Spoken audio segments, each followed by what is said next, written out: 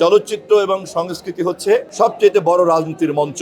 আমার জন্য এটা একটা বিরাট সৌভাগ্য যে ঢাকা সিটি কর্পোরেশন দক্ষিণের প্রশাসক জনাব আব্দুল সালাম সাহেব আমাকে এখানে প্রধান অতিথি হিসাবে ডেকেছেন তথ্যমন্ত্রী হিসাবে, কিন্তু বক্তৃতা করেছি মাননীয় প্রধানমন্ত্রীর রাজনৈতিক উপদেষ্টা হিসাবে। আমি একই সঙ্গে এটা একটা সৌভাগ্য যে মাননীয় প্রধানমন্ত্রী আমাকে যে আজকে রাজনৈতিক উপদেষ্টা হিসাবে নিয়োগ দিয়েছেন, সে কারণে আমি গভীর কৃতজ্ঞতা জানিয়ে রাখলাম এই সুযোগে। সরাসরি তথ্যের সঙ্গে সংশ্লিষ্ট না যদিও, কিন্তু তারপরে একজন রাজনৈতিক কর্মী হিসাবে আমি মনে করি চলচ্চিত্র এবং সংস্কৃতি হচ্ছে সবচেয়ে বড় রাজনীতির মঞ্চ।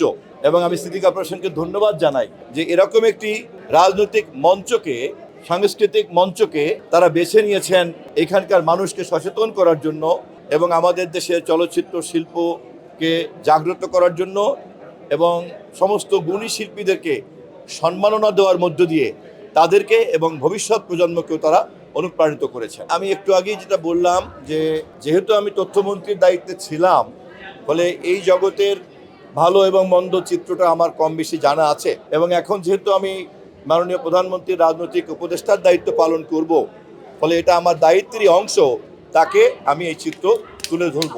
অতীতের চেয়ে, গতকালকের চেয়ে এখনকার দায়িত্বে আমার এই সুযোগটা আরও বেশি।